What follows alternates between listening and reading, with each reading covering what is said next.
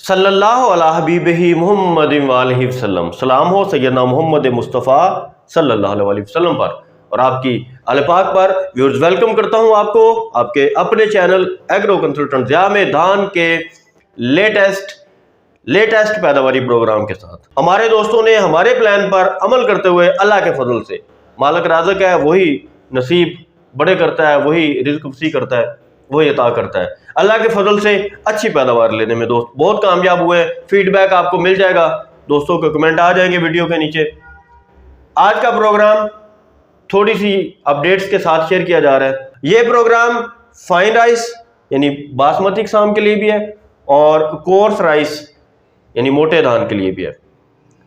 दोनों किस्म के लिए इफेक्टिव है।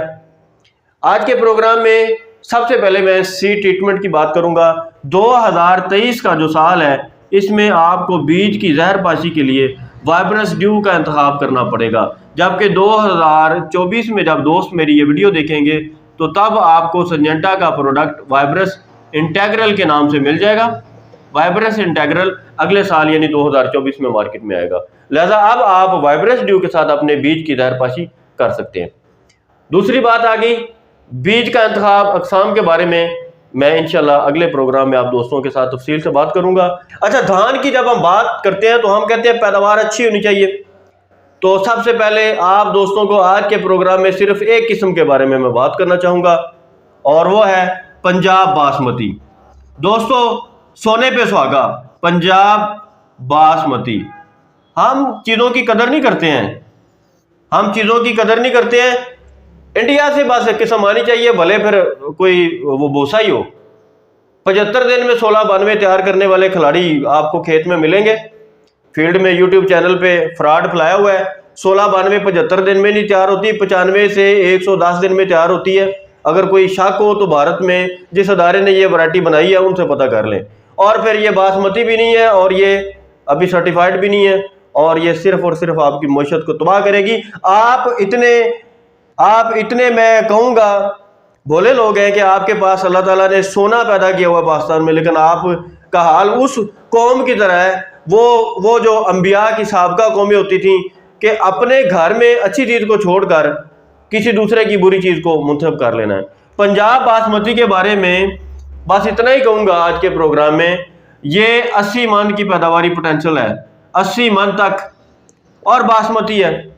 मजे की बात यह है एक्सपोर्ट के लिए रजिस्टर्ड है, 110 दिन में भी तैयार हो। 80 मन तक पैदावारी सलाहियत पंजाब बासमती में अगर मौजूद हो तो अपने ईमान से फैसला करें आप इसे मुंतखब करेंगे या नहीं करेंगे। लिहाजा आज के धान के पैदावारी प्रोग्राम में एक ही वैरायटी की बात करूंगा, वो है पंजाब बासमती। इसके अलावा नूर बासमती की बात करूंगा, न्याब फैसलाबाद की। इसके अलावा न्याब 2018 की बात करूंगा, शाहीन बासमती की बात करूंगा, खालिद राइस की बात करूंगा, किसान बासमती की बात करूंगा। PK 11-21 का इंतखाब करें, लेकिन खुसूसी तौर पर पंजाब बासमती की बात कर रहा हूँ। ये सोना है हमारे पास। सबसे ज्यादा बासमती राइस में पैदावारी सलाहियत की हमल ये वैरायटी है। कोई भी बासमती धान की वैरायटी 80 मन तक आपको पैदावार देने की सलाहियत ही नहीं रखती। आपके पाकिस्तान की ये वैरायटी है और एक्सपोर्ट के लिए भी टॉप लेवल पे ये जा रही है। बजाई की खाद के बारे में अगर बात की जाए तो बजाई की खाद में सोना बोरान आपने 3 किलो का 1 एकड़ में इस्तेमाल करना है। 3 किलो सोना बोरान और SOP 50 किलो वाला जो बैग होता है, आधा बैग आपने इस्तेमाल करना है। MOP इस्तेमाल नहीं करना, कोशिश किया करें MOP इस्तेमाल ना हो, उसमें क्लोराइड ज़्यादा होते हैं जिसकी वजह से धान की फसल के लिए नुकसानदेह होता है। इसी तरह फास्फोरस की अगर बात की जाए, फास्फोरस के आप BOP या SSP 18% वाली, इसके 2 बैग फी एकड़ इस्तेमाल कर सकते हैं। रॉक फॉस्फेट भी इस्तेमाल कर सकते हैं, रॉक फॉस्फेट भी एक अच्छा सोर्स है। और BOP या SSP, BOP अगर आप इस्तेमाल करते हैं तो किसी अच्छे सोर्स की इस्तेमाल करनी है जिसके पल्ले भी कुछ हो। ये ना हो कि BOP में फास्फोरस मौजूद ही ना हो। बहुत ज़्यादा कंपनीज जो है वो आजकल 2 नंबर BOP तैयार कर रही हैं, जिप्सम बेस्ड होती है। BOP के मामले में बहुत एहतियात करनी है, SSP के मामले में एहतियात करनी है। बादशाह वालों की अगर मिल जाए तो बहुत अच्छी है, तारा SSP मिल जाए तो वो एक अच्छा ब्रांड है।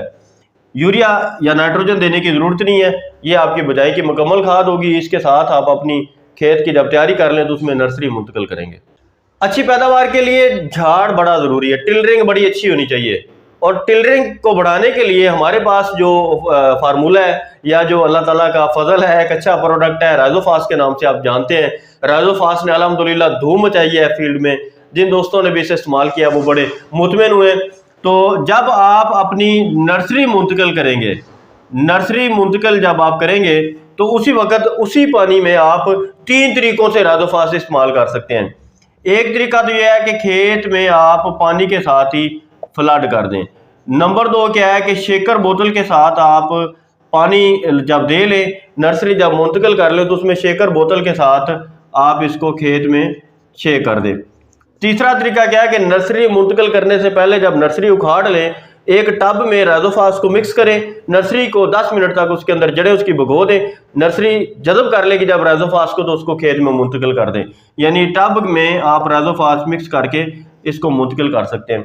नर्सरी की मुंतकिल के लिए एक टिप मैं अक्सर आप दोस्तों को बताता हूँ, ये पते की टिप है।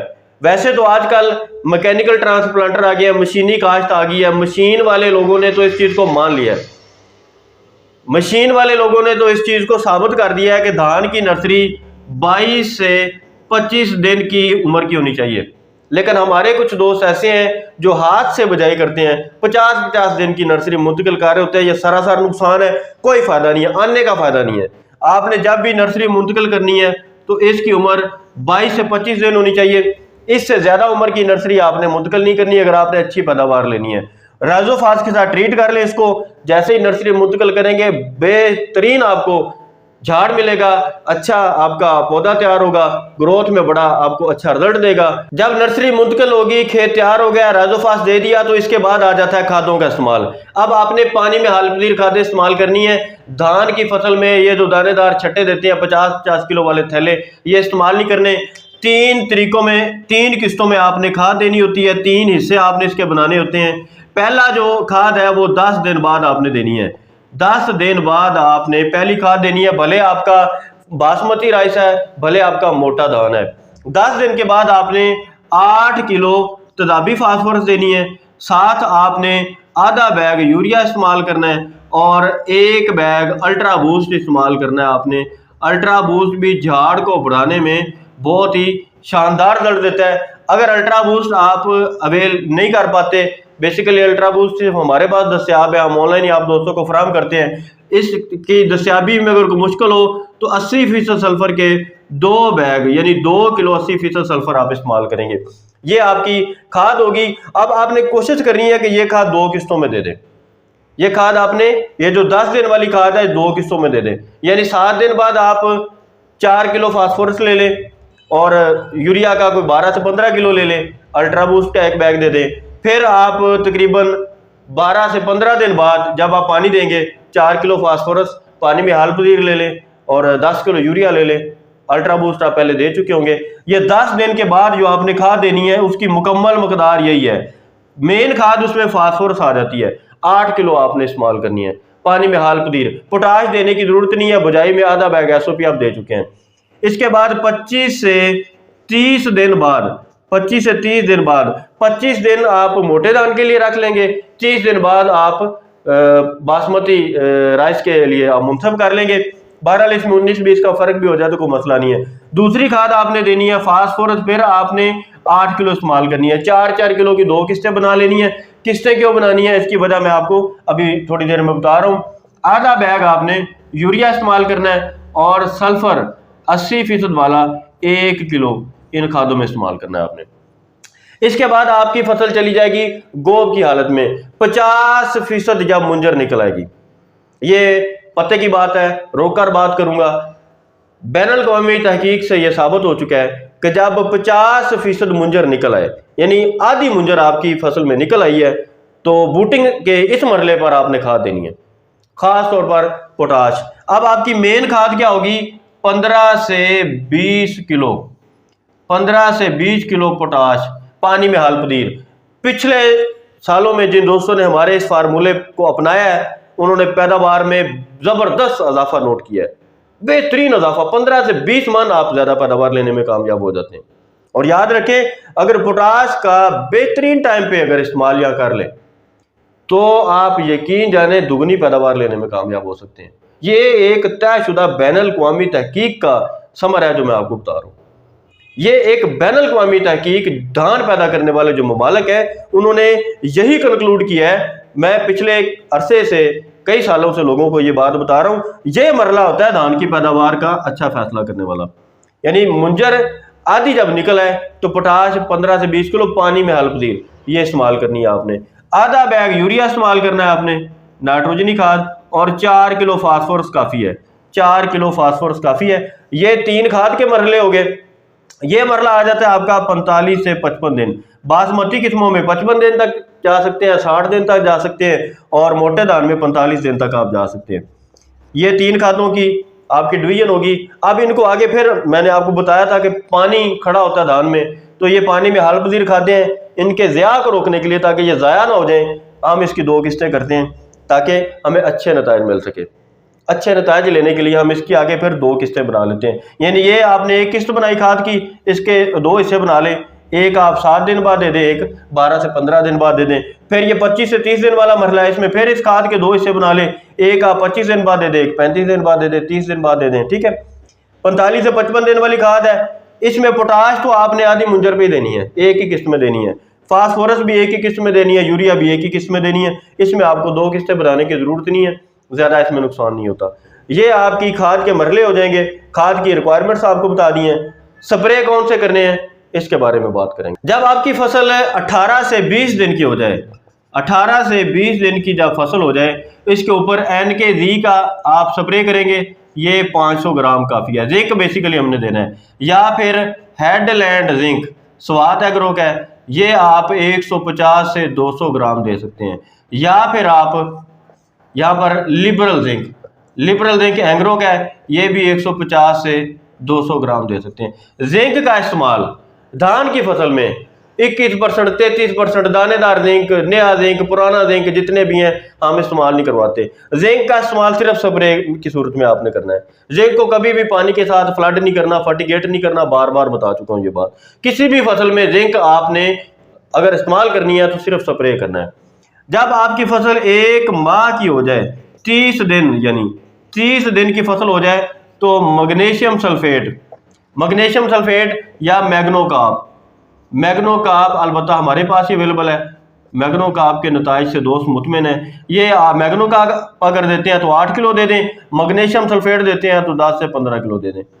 1 माह की फसल पर ये फर्टिगेशन करनी है आपने। इसी मरले पर यानी 30 दिन की या 35 दिन की जब आपकी फसल होगी, इसी मरले पर आपने हेडलैंड मल्टी का स्प्रे करना है। हेडलैंड मल्टी ये स्वात एग्रो का बहुत ही ज़बरदस्त प्रोडक्ट है। इसमें आयरन, मैंगानीज और बोरान इस तरह के न्यूट्रंट्स हैं। ये आपने 150 से 200 ग्राम ये आपने स्प्रे करना है। ये मुकम्मल स्प्रे प्रोग्राम है। एक स्प्रे अब आपका बाकी बच जाएगा जब आपकी फसल गोब की हालत में होगी। गोब की हालत में आपने क्या करना है कि पोटाश फोलियर का स्प्रे करना है। पोटाश फोलियर ग्रेड का लेना है। गोब की हालत में पोटाश आपने पानी में भी 15 से 20 किलो इस्तेमाल करनी है। 15 किलो कर ले, 18 किलो कर ले, 20 किलो कर ले, और फोलियर ग्रेड पोटाश का स्प्रे भी करना है। ये बहुत ही क्रिटिकल मरला है। इस मरले पर जितना पोटाश से आपके लेंगे उतनी ही फसल आपको अच्छी पैदावार लेने में आगे ले जाएगी। यानी बजाई के दिनों में आपने क्या करना है, फास्फोरस के साथ खेलना है। बजाई के दिनों में फास्फोरस के साथ खेलना है। फास्फोरस देंगे, राइजोफास देंगे, आपकी पैदावार बेहतर हो जाएगी। गोब के मरले में पोटाश से खेलेंगे, पोटाश देंगे, स्प्रे करेंगे, फ्लड करवाएंगे, आपकी पैदावार ऑटोमेटिकली बढ़ जाएगी। और फिर मैं कहूँगा पंजाब बासमती के साथ अगर आप खेल रहे हैं तो 80 मन तक पैदावार आप लाजमी ले सकते हैं। जहरपाशी, धान की फसल में जहरपाशी एक बहुत ही अहम बात है। तो जहरपाशी दानेदार जहर देना पड़ता है क्योंकि सुंडियों का बहुत ज़्यादा मसला आ जाता है। लिहाजा सबसे पहले तो यह है कि आप ट्राइकोग्रामा कार्ड इस्तेमाल करें। ट्राइकोग्रामा कार्ड आप हमसे तलब कर सकते हैं। सुंडियों के तदारक के लिए बेहतरीन ऑप्शन है ट्राइकोग्रामा कार्ड। अलबत्ता बहुत सारे दोस्तों को फौरी हम ये चीज़ें कभी फ्राहम नहीं कर पा रहे होते, कभी रब्ता नहीं हो रहा होता। पूरा पाकिस्तान है तो हम अकेले लोग हैं, एक ही हमारी लैब है, बुरेवाला में हमारी लैब है जहाँ से ट्राइकोग्रामा कार्ड मिलते हैं। तो आप दोस्तों को कुछ मुतबादल चीज़ें भी बाद दफ़ा इस्तेमाल करनी पड़ जाती हैं। 2 चीज़ें आपने कार्टिप और मोनो में हाइपो, ये तो बिल्कुल इस्तेमाल नहीं करनी। जो दोस्त मेरे प्लान पे अमल कर रहे हैं ना वो कार्टिव इस्तेमाल करेंगे ना वो मोनो में हाइपो इस्तेमाल करेंगे। और मैं ये भी बता दूं कि मोनो और कार्टिव तकरीबन 2 नंबर ही पैक होती है, 80% 2 नंबर पैक होती है। लिहाजा इस चोर बाजारी के करीब भी नहीं जाना। आपने अगर इस्तेमाल करना है पहली दफा फटेरा इस्तेमाल करना है। फटेरा FMC का प्रोडक्ट है। पहली दफा अगर आपको दानेदार इस्तेमाल करना पड़ जाए तो फटेरा इस्तेमाल करना है। अच्छा, फिर दूसरी दफा गोब के करीब बाद दफा जाके तने की सुंडी का मसला आ जाता है, फिर आपने फटेरा इस्तेमाल करना है। फटेरा FMC का ही इस्तेमाल करना है। लेकिन यहां पर एक काम और करना है कि वटाको जो सिंजेंटा का है इसका साशे मिलेगा आपको एक 40 ग्राम का, यानी फटेरा आपने दानेदार खेत में दे दिया, ऊपर वटाको का साशे जो है उसका स्प्रे करेंगे। यह जो दानेदार मिलता है ना वटाको सिंजेंटा का, वो इस्तेमाल करने की जरूरत नहीं है, उसके नतायज को इतने हौसला अफजा नहीं है। यानी पहले फटेरा इस्तेमाल कर लें, अकेला ही काफी है। दोबारा फिर अगर दानेदार पे आना पड़ता है तो फिर फटेरा इस्तेमाल करके वटाको का ऊपर स्प्रे करें, एक्सीलेंट रिजल्ट मिलेंगे, ग्रंटेड रिजल्ट मिलेंगे, आपको बिल्कुल परेशान नहीं होना पड़ेगा। जहरबाशी के मामले में ये 2-3 बातें इनको लाजमी मलहूज़े खातर रखना है। अगर आप ये चीज़ें अडॉप्ट कर लेते हैं तो आपको बहुत अच्छा कंट्रोल भी मिलेगा, फसल भी महफूज रहेगी। अगर आप ट्रैकोग्रामा कार्ड इस्तेमाल कर लेते हैं तो ट्रैकोग्रामा कार्ड के इस्तेमाल में आप इंशाल्लाह इन जहरों के इस्तेमाल से भी बच जाएंगे, ये इस्तेमाल ही नहीं करनी पड़ेगी। इसके अलावा हमारे पास एक प्रोडक्ट है SP ग्रीन। SP ग्रीन के बारे में ये बताता चलूँ कि जो दोस्त SP ग्रीन इस्तेमाल कर रहे हैं धान पे, अल्हम्दुलिल्लाह बहुत शाजो नाजर यह है कि वटाको साशे का उन्हें को स्प्रे करना पड़ जाए साथ। अकेले SP ग्रीन को 2 दफा स्प्रे करना पड़ता है, 3 दफा स्प्रे करना पड़ता है, क्योंकि हर 15 दिन बाद फिर इसका स्प्रे दोहराना पड़ता है। 1 लीटर से आप 3 दफा स्प्रे कर सकते हैं, यानी 3 एकड़ पर आप इसे स्प्रे कर सकते हैं। तो बहुत बेहतरीन कंट्रोल दे रहा है SP ग्रीन। जो दोस्त SP ग्रीन पे लगे हुए हैं, ये बात आज मैं खुसूसी तौर पर बता रहा हूँ, अल्हम्दुलिल्लाह वो SP ग्रीन हर साल हमसे तलब भी करते हैं, पक्के लग गए। 60-60, 70-70 एकड़ के जिम्मेदार हैं जो SP ग्रीन इस्तेमाल कर रहे हैं। किसी किस्म का कोई दानेदार इस्तेमाल नहीं करते, सुंडियां भी नहीं आती। कभी थोड़ा बहुत अगर कोई कंट्रोल से बाहर हो जाए तो हद ये है कि वटाको साशे जो है सिंजेंटा का, ये हम स्प्रे करवा देते हैं। वो भी कभी कभी को जरूरत पड़ती है, वरना अल्हम्दुलिल्लाह कभी जरूरत नहीं पड़ी। SP ग्रीन के बहुत ही हौसला अफजा नतायज है, दानेदार दाने इस्तेमाल ही नहीं करनी पड़ती।